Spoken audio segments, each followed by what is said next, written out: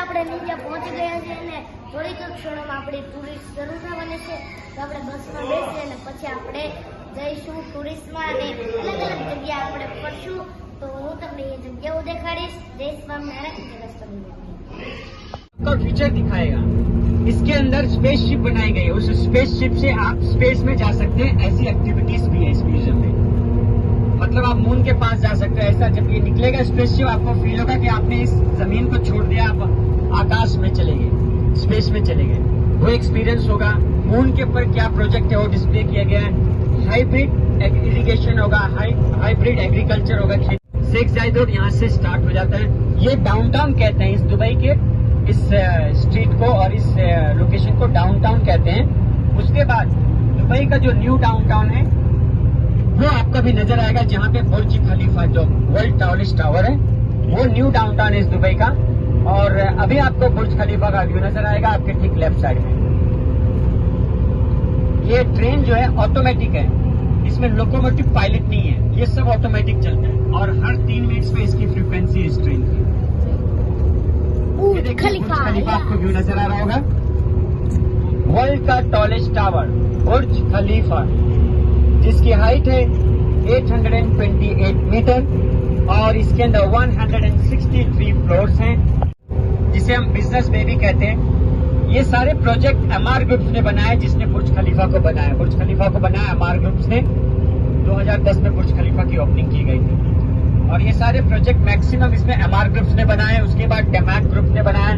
फिर डैन्यूब जो इंडियन उन्होंने बनाया. उसके बाद अभी रिसेंटली शोभा रियलिटी जो एक बेंगलोर की कंपनी है, शोभा रियलिटी रियल एस्टेट, वो अभी बड़े बड़े कराची पोर्ट पे, गुजरात पोर्ट्स पे और मुंबई पोर्ट्स पे, क्योंकि ये 3 पोर्ट मेजर पोर्ट्स होते हैं कराची पाकिस्तान का, गुजरात और मुंबई की तरफ महाराष्ट्र की तरफ. ये 3 मेजर पोर्ट्स होते हैं जहाँ पे ये अपने मछलियों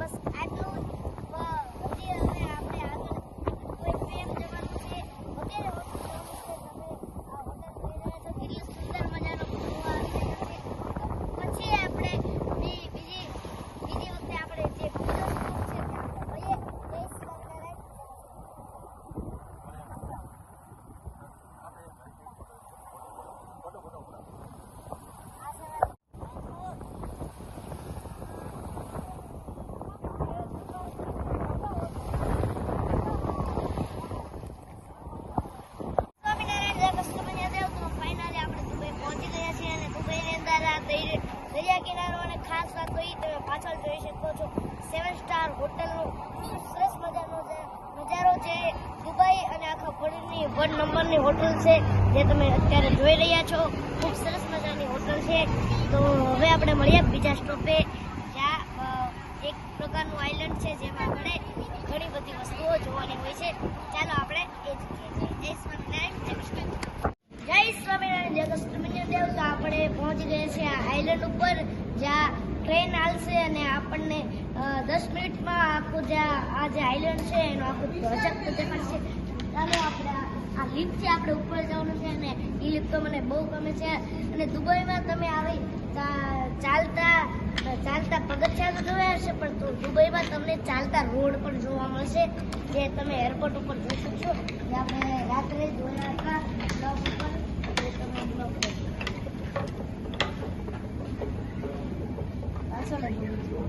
આઇલેન્ડમાં દુબઈ ઉપર લીફ ઉપર આવ્યા. તમારે જરા પણ છે ને ચાલવાનું જ નથી, તમને આપોઆપ ચલાઈ જશે.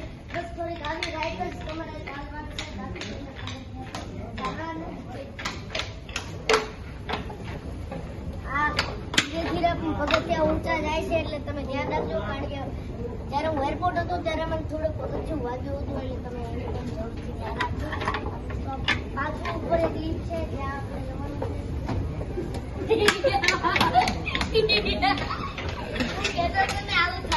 એટલે તમે ધ્યાન રાખજો. અને આપણે પીટી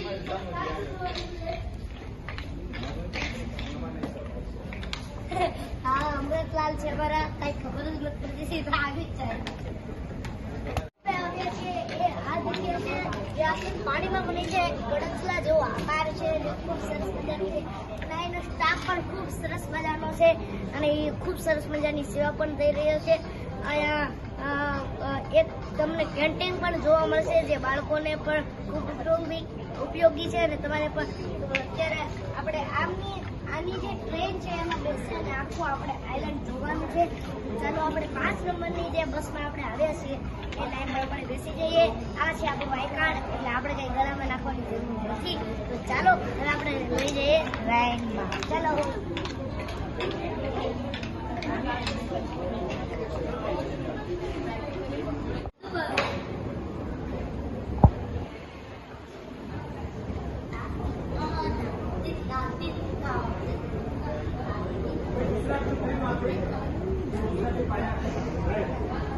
चार नंबर आया होगा और उसको होल्ड करा फुल हो गए ज्यादा कंजेस्टेड हो जाएगा वो अगली ट्रेन में आने के लिए.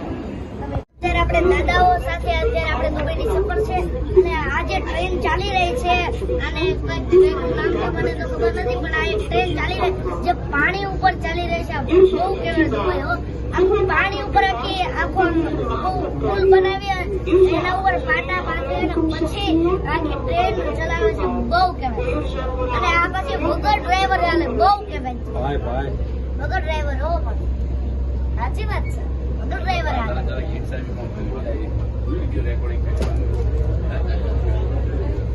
બાજુમાં તમને એક ફુગ્ગો પણ જોવા મળશે. એનો નજારો તો અલગ જ હતો પણ આ તમને એક લાગી રહ્યું છે કે આ એક બિલ્ડિંગ છે પણ હકીકતમાં એ બિલ્ડિંગ નથી કારણ કે હકીકતમાં એ છે એક રેસ્ટોરન્ટ. તમે નીચે જોઈ શકો છો એ રેસ્ટોરન્ટ છે અને આખા દુબઈની અંદર આવો સરસ મજાનો નજારો તમને ખાલી એક ટ્રેનમાં જ મળશે બાકી કાંઈ મળશે નહીં. જય સ્વામિનારાયણ. જય સ્વામિનારાયણ. જય કૃષ્ણ. આપણે દુબઈ તો ફરી લીધું પણ દુબઈના રાજાનું ઘર જોયું તો અત્યારે આપણે એના પેલેસ ઉપર આવી જાય છે. એમના 3 પેલેસ છે પણ અત્યારે આ જે એમનું મેઇન પેલેસ છે અત્યારે આપણે અહીંયા છીએ. આપણે ચા પીવાની હતી એમના ઘરે પણ એ બહુ બહાર વહી ગયા એટલે આપણી પાસે એટલો પૂરતો સમય નથી. નકર આપણે એમના ઘરે જાત ચા પીવા. એટલે આપણે ઓલી વખતે જ્યારે આવશું ને ત્યારે આપણે બધા ભેગા મળીને આપણે બધા ચા પીશું. અત્યારે આપણે હોલ્ડ છે. જય સ્વામિનારાયણ. જય કૃષ્ણ. દુબઈના રાજાનું ગાર્ડન નામ તો ખબર નથી પણ આ એનું ગાર્ડન છે. ખૂબ સરસ મજાનું ગાર્ડન છે અને ફૂલો જે તમને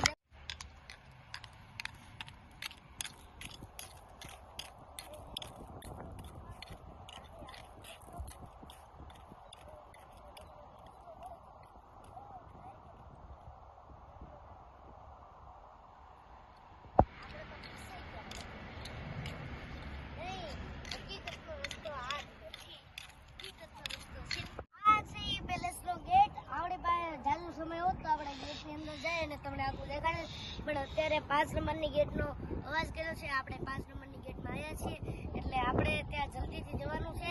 બાકી તો હું તમને ખબર તો છે હું તમને દેખાડું. અત્યારે તમે આ એથી જોઈ લો. બાકી બધું આપણે આગળ હવે જવાનું છે દુબઈ ફેર. તો ચાલો હવે જલ્દીથી આપણે બસમાં બેસી અને વહી જઈએ દુબઈ ફેર. આ એમની ગાડી છે જેનો નંબર પ્લેટ છે ખાલી 7 નંબર. ખાલી 7 નંબર. બીજું કઈ પૂછવાનું જ નહીં.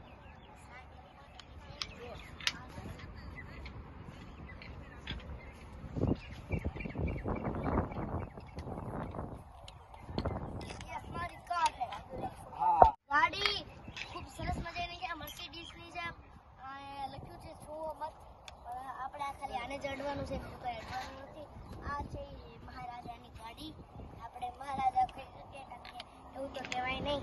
તો આ છે એમની ગાડી. પાછળ એમનું પેલેસ અને ફુવારા સહિત બધું શણગારેલું છે. અને રાત્રે આ તમે જે લાઈટ જોઈ રહ્યા છો રાતે આમ જે ચમકે તો બુર્જ ખલીફા આખું હોય ને એવું લાગે કારણ કે લાઈટ છે. એક પ્રકારની લાઈટ છે. રાત્રે એટલે આમ ચમકશે એટલે ખૂબ સરસ મજાનું દેખાશે. ચાલો હવે આપણે ફટાફટ પહોંચી જાય દુબઈ ફેર.